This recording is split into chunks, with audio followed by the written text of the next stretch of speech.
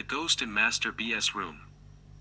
When I established myself in the triangular garret which had gained so distinguished a reputation, my thoughts naturally turned to Master B. My speculations about him were uneasy and manifold. Whether his Christian name was Benjamin, Bisextile, from his having been born in leap year, Bartholomew, or Bill. Whether the initial letter belonged to his family name, and that was Baxter, Black, Brown, Barker, Buggins, Baker, or Bird. Whether he was a foundling, and had been baptized B. Whether he was a lion-hearted boy, and B was short for Britain, or for Bull. Whether he could possibly have been kith and kin to an illustrious lady who brightened my own childhood, and had come of the blood of the brilliant Mother Bunch. With these profitless meditations I tormented myself much. I also carried the mysterious letter into the appearance and pursuits of the deceased, wondering whether he dressed in blue, wore boots, he couldn't have been bald, was a boy of brains, liked books, was good at bowling, had any skill as a boxer, even in his buoyant boyhood bathed from a bathing machine at Bognor, Bangor, Bournemouth, Brighton, or Broadstairs, like a bounding billiard ball.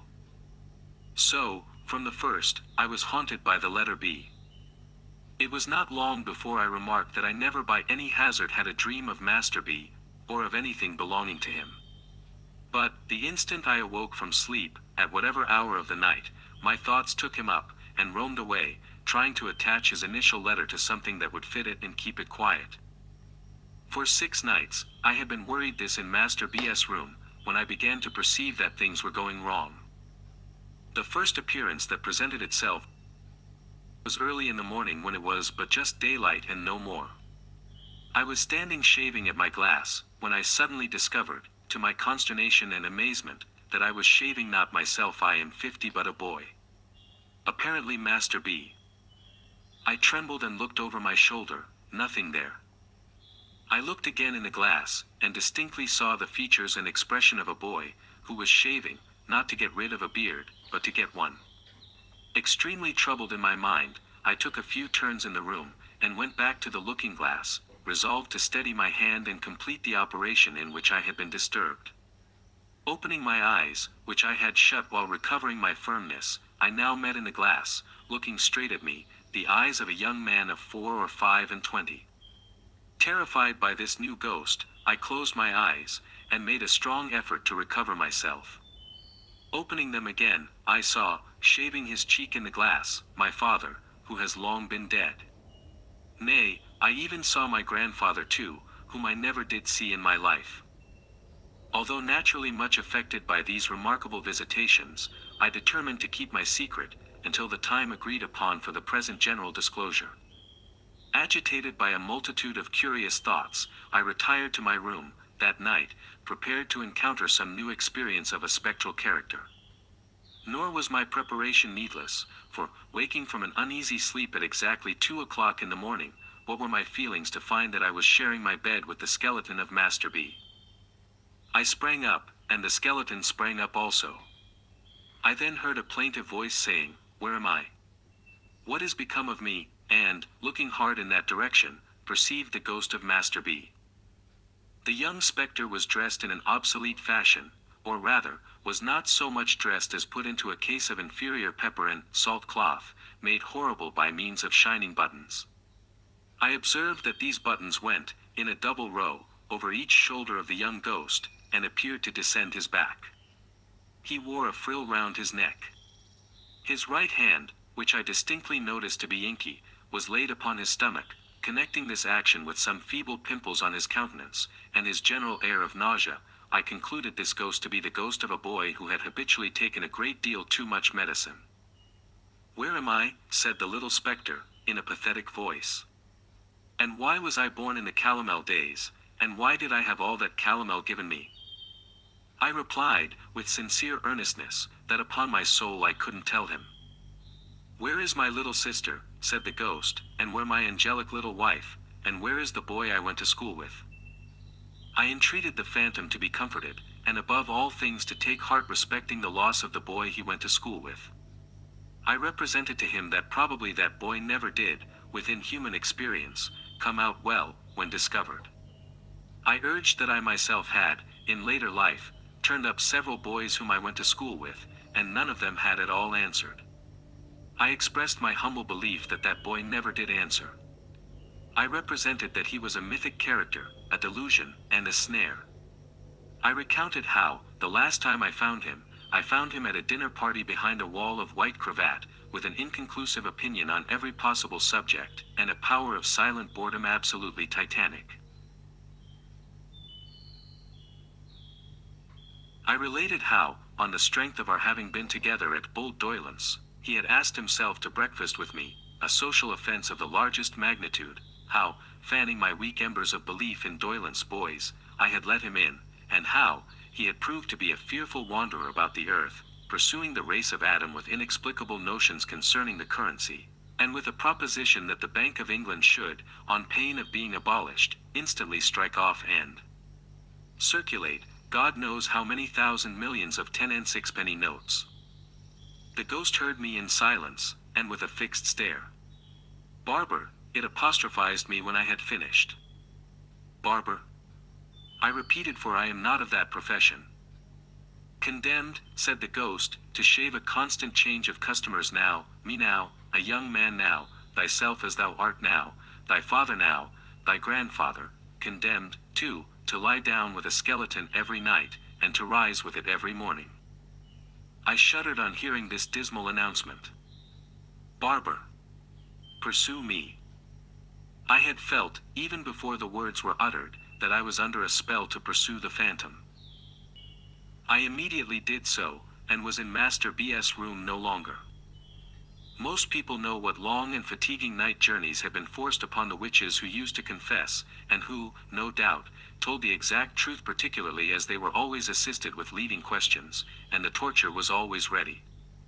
I asseverate that, during my occupation of Master B.'s room, I was taken by the ghost that haunted it, on expeditions fully as long and wild as any of those. Assuredly, I was presented to no shabby old man with a goat's horns and tail, something between Pan and an old clothes man, holding conventional receptions, as stupid as those of real life and less decent, but I came upon other things which appeared to me to have more meaning. Confident that I speak the truth and shall be believed, I declare without hesitation that I followed the ghost, in the first instance on a broomstick, and afterwards on a rocking horse. The very smell of the animal's paint, especially when I brought it out, by making him warm, I am ready to swear to. I followed the ghost, afterwards, in a hackney coach, an institution with the peculiar smell of which the present generation is unacquainted, but to which I am again ready to swear as a combination of stable, dog with the mange, and very old bellows.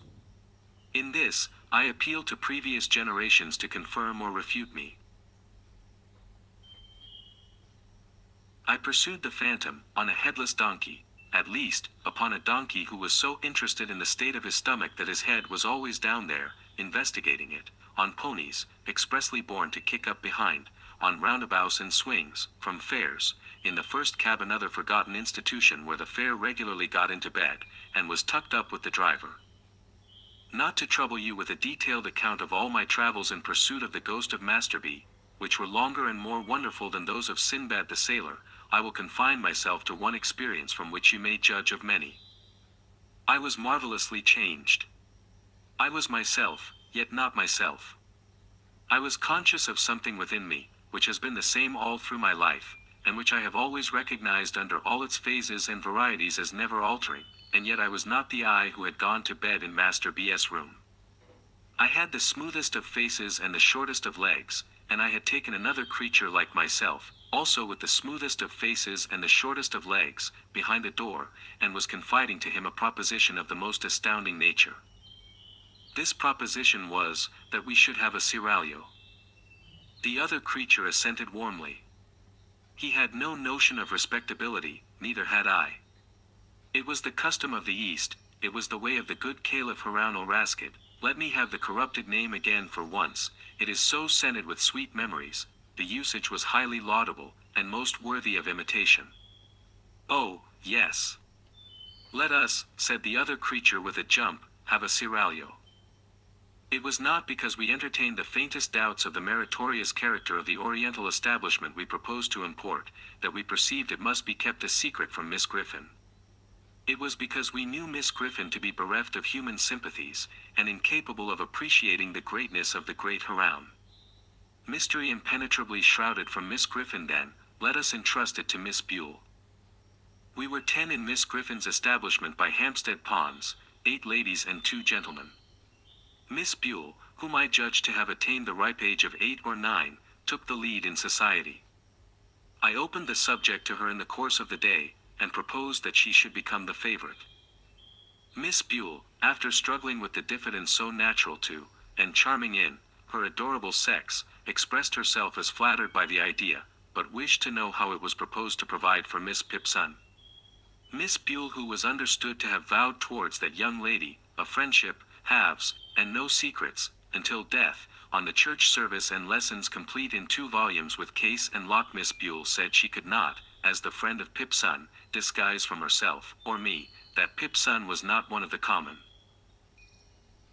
Now, Miss Pipson, having curly hair and blue eyes, was my idea of anything mortal and feminine that was called fair. I promptly replied that I regarded Miss Pipson in the light of a fair Circassian. And what then? Miss Buell pensively asked. I replied that she must be inveigled by a merchant, brought to me veiled, and purchased as a slave. The other creature had already fallen into the second male place in the state, and was set apart for Grand Vizier. He afterwards resisted this disposal of events, but had his hair pulled until he yielded. Shall I not be jealous? Miss Buell inquired, casting down her eyes. Zobeide, no, I replied, you will ever be the favorite sultana, the first place in my heart, and on my throne, will be ever yours. Miss Buell, upon that assurance, consented to propound the idea to her 7 beautiful companions.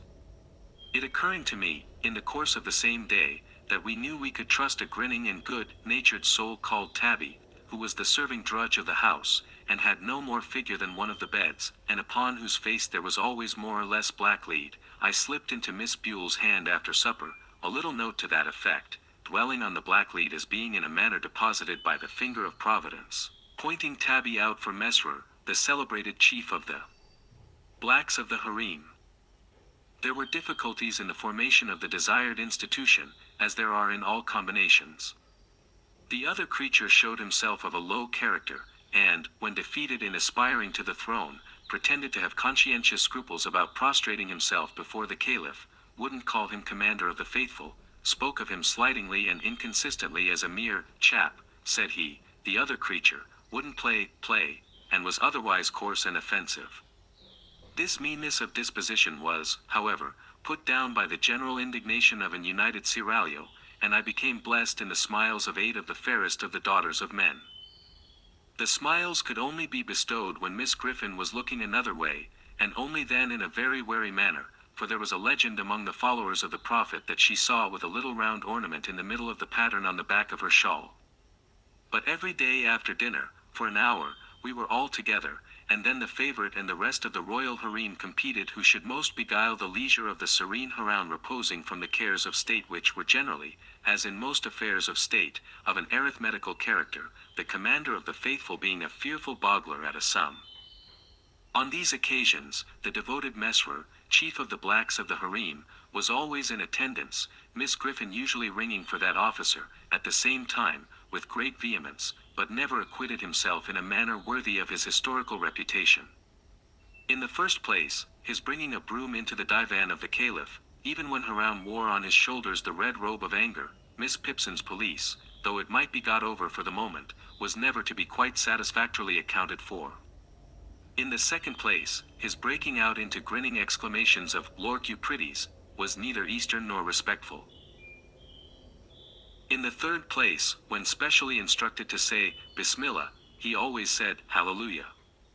This officer, unlike his class, was too good-humored altogether, kept his mouth open far too wide, expressed approbation to an incongruous extent, and even once it was on the occasion of the purchase of the fair Circassian for 500,000 purses of gold, and cheap, too embraced the slave, the favorite, and the caliph, all round. Parenthetically let me say God bless Mesrour, and may there have been sons and daughters on that tender bosom, softening many a hard day since. Miss Griffin was a model of propriety, and I am at a loss to imagine what the feelings of the virtuous woman would have been, if she had known, when she paraded us down the Hampstead Road 2 and 2, that she was walking with a stately step at the head of polygamy and Mohammedanism. I believe that a mysterious and terrible joy with which the contemplation of Miss Griffin, in this unconscious state, inspired us, and a grim sense prevalent among us that there was a dreadful power.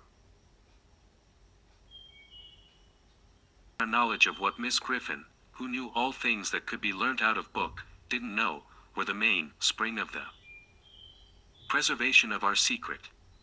It was wonderfully kept, but was once upon the verge of self-betrayal. The danger and escape occurred upon a Sunday. We were all 10 ranged in a conspicuous part of the gallery at church, with Miss Griffin at our head, as we were every Sunday advertising the establishment in an unsecular sort of way when the description of Solomon in his domestic glory happened to be read. The moment that monarch was thus referred to, conscience whispered me, "Thou, too, Haroun." The officiating minister had a cast in his eye, and it assisted conscience by giving him the appearance of reading personally at me. A crimson blush, attended by a fearful perspiration, suffused my features. The Grand Vizier became more dead than alive, and the whole seraglio reddened as if the sunset of Baghdad shone direct upon their lovely faces. At this portentous time the awful Griffin rose, and balefully surveyed the children of Islam. My own impression was, that church and state had entered into a conspiracy with Miss Griffin to expose us, and that we should all be put into white sheets, and exhibited in the center aisle. But, so westerly, if I may be allowed the expression, as opposite to Eastern associations was Miss Griffin's sense of rectitude, that she merely suspected apples, and we were saved. I have called the seraglio united. Upon the question, solely, whether the commander of the faithful durst exercise a right of kissing in that sanctuary of the palace, where its peerless inmates divided. Zobeide asserted a counter-right in the favorite to scratch, and the fair Circassian put her face, for refuge, into a green baize bag, originally designed for books. On the other hand, a young antelope of transcendent beauty from the fruitful plains of Camden Town, whence she had been brought, by traders, in the half-yearly caravan that crossed the intermediate desert after the holidays, held more liberal opinions, but stipulated for limiting the benefit of them to that dog, and son of a dog, the Grand Vizier, who had no rights, and was not in question. At length, the difficulty was compromised by the installation of a very youthful slave as deputy. She, raised upon a stool, officially received upon her cheeks the salutes intended by the gracious Haroun for other sultanas, and was privately rewarded from the coffers of the ladies of the harem. And now it was, at the full height of enjoyment of my bliss, that I became heavily troubled. I began to think of my mother, and what she would say to my taking home at midsummer 8 of the most beautiful of the daughters of men, but all unexpected. I thought of the number of beds we made up at our house, of my father's income, and of the baker, and my despondency redoubled. The seraglio and malicious vizier, divining the cause of their lord's unhappiness, did their utmost to augment it. They professed unbounded fidelity, and declared that they would live and die with him. Reduced to the utmost wretchedness by these protestations of attachment, I lay awake, for hours at a time, ruminating on my frightful lot. In my despair, I think I might have taken an early opportunity of falling on my knees before Miss Griffin, avowing my resemblance to Solomon, and praying to be dealt with according to the outraged laws of my country, if an unthought of means of escape had not opened before me. One day, we were out walking, 2 and 2, on which occasion the vizier had his usual instructions to take note of the boy at the turnpike, and if he profanely gazed, which he always did, at the beauties of the harem, to have him bowstrung in the course of the night, and it happened that our hearts were veiled in gloom. An unaccountable action on the part of the antelope had plunged the state into disgrace. That charmer, on the representation that the previous day was her birthday, and that vast treasures had been sent in a hamper for its celebration, both baseless assertions, had secretly but most pressingly invited 35 neighboring princes and princesses to a ball and supper, with a special stipulation that they were not to be fetched till 12. This wandering of the antelope's fancy, led to the surprising arrival at Miss Griffin's door, in diverse equipages and under various escorts, of a great company in full dress, who were deposited on the top step in a flush of high expectancy, and who were dismissed in tears. At the beginning of the double knocks attendant on these ceremonies, the Antelope had retired to a back attic, and bolted herself in, and at every new arrival, Miss Griffin had gone so much more and more distracted, that at last she had been seen to tear her front.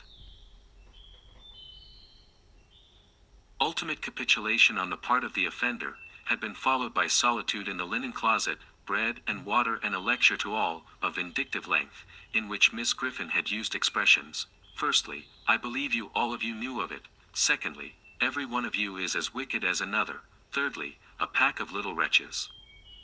Under these circumstances, we were walking drearily along, and I especially, with my Mussulman responsibilities heavy on me, was in a very low state of mind, when a strange man accosted Miss Griffin, and, after walking on at her side for a little while and talking with her, looked at me. Supposing him to be a minion of the law, and that my hour was come, I instantly ran away, with the general purpose of making for Egypt. The whole seraglio cried out, when they saw me making off as fast as my legs would carry me. I had an impression that the first turning on the left, and round by the public house, would be the shortest way to the pyramids. Miss Griffin screamed after me, the faithless vizier ran after me, and the boy at the turnpike dodged me into a corner, like a sheep, and cut me off. Nobody scolded me when I was taken and brought back. Miss Griffin only said, with a stunning gentleness, this was very curious.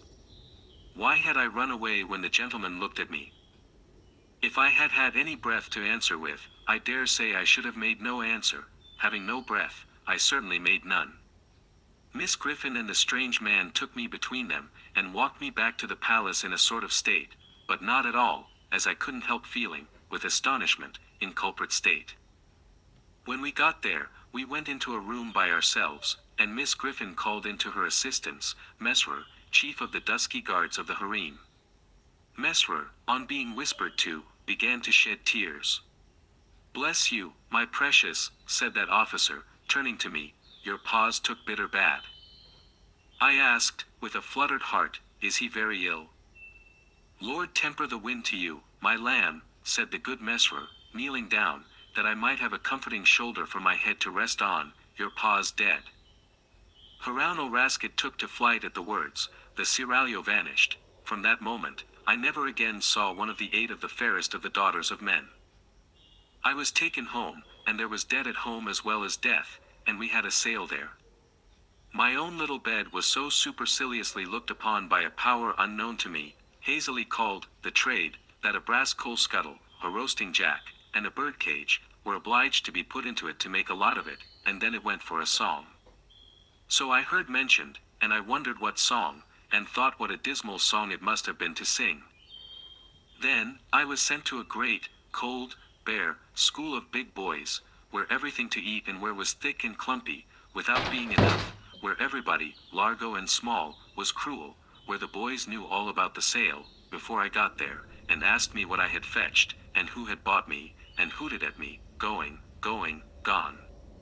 I never whispered in that wretched place that I had been Haroun, or had had a seraglio, for, I knew that if I mentioned my reverses, I should be so worried, that I should have to drown myself in the muddy pond near the playground, which looked like the beer.